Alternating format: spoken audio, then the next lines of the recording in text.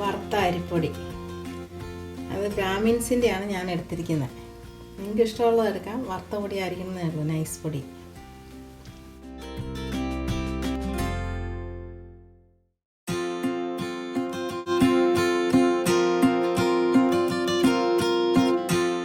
അടുത്തത് ഉഴുന്ന് കഴുകി വാരി വറുത്ത് പൊടിച്ചത്, അത് 1/4 കപ്പ് ഞാൻ എടുത്തിട്ടുണ്ട്. പിന്നെ 1 ടീസ്പൂൺ ജീരകം, 1 ടീസ്പൂൺ മുളക് പൊടി. മുളക് പൊടി നിങ്ങളുടെ ഇഷ്ടം അനുസരിച്ച് ചേർത്ത് കൊടുക്കുക. ഇനി 1 ടീസ്പൂൺ കറുത്ത എള്ള് വറുത്ത്, ഞാൻ ചെറുതായിട്ട് വറുത്ത്. പിന്നെ കായപ്പൊടി ഒരു ടീസ്പൂൺ ഇട്ടാൽ മതി. 1 ടീസ്പൂൺ ഇടേണ്ട കാര്യമില്ല, നിങ്ങളുടെ ഇഷ്ടം അനുസരിച്ച്.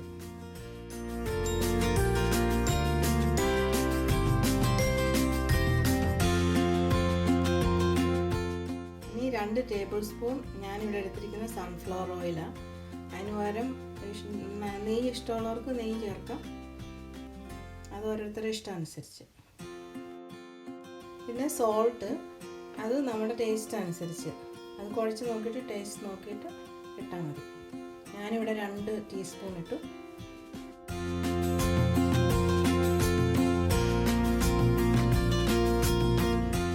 ഇനി ഇതെല്ലാം കൂടെ നന്നായിട്ടൊന്ന് മിക്സ് ചെയ്യണം. മിക്സ് ചെയ്യുന്ന സമയത്ത് നിങ്ങൾക്ക് ഉപ്പ് നോക്കാം, നിങ്ങളുടെ ടേസ്റ്റ് അനുസരിച്ച് ഉപ്പ് വേണമെങ്കിൽ ആഡ് ചെയ്യാം.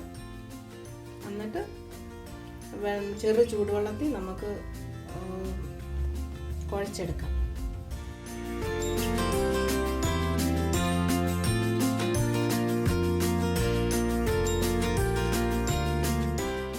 ഞാൻ ഉപ്പ് നോക്കിയിട്ട് ഉപ്പില്ല, അതുകൊണ്ട് ഞാൻ കുറച്ചുകൂടെ ഉപ്പ് ആഡ് ചെയ്യുക.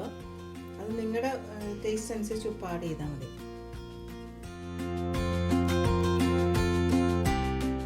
ഇനിയും ചെറു ചൂടുവെള്ളത്തിൽ നമുക്ക് കുഴച്ചെടുക്കാം. ഞാനിത് ഈ ഗ്ലാസ്സിന് 1.5 ഗ്ലാസ് വെള്ളം എടുക്കേണ്ടി വന്നു കുഴച്ചെടുക്കാനായിട്ട്.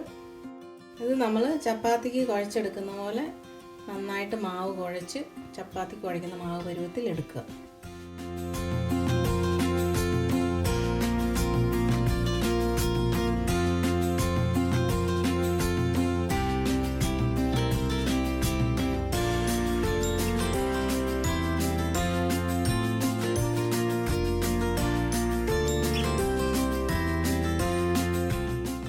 ഇനി നമുക്കൊരു ചെറുവനാഴിയിൽ മുറുക്കിൻ്റെ അച്ചിട്ട് ചെറുവനാഴിക്കകത്തോട്ട് മാവ് എടുത്ത് വെക്കാം.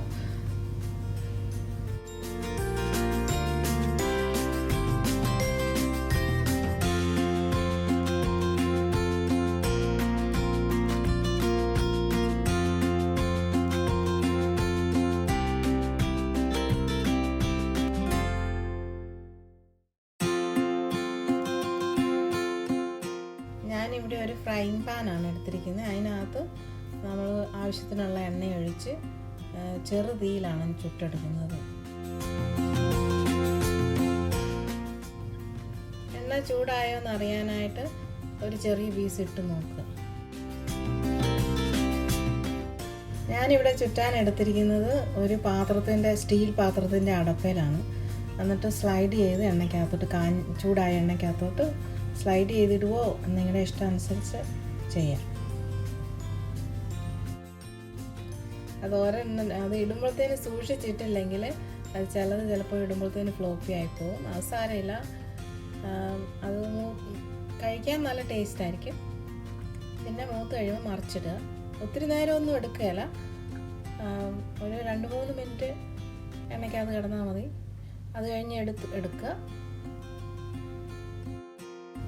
നമ്മുടെ മുറുക്ക് മൂത്ത് അത് എണ്ണ വാലാനായിട്ട് ഒരു കിച്ചൺ ടവലിനകത്തോട്ട് വെക്കുക. പിന്നെ എണ്ണയുടെ ചൂടുകൊണ്ട് അതിരുന്ന് മൂക്കുകയും ചെയ്യും. അതുകൊണ്ട് ഒത്തിരി നേരം ഫ്രൈ ചെയ്യരുത്, ഒരു 3 മിനിറ്റ് ഫ്രൈ ചെയ്താൽ മതി.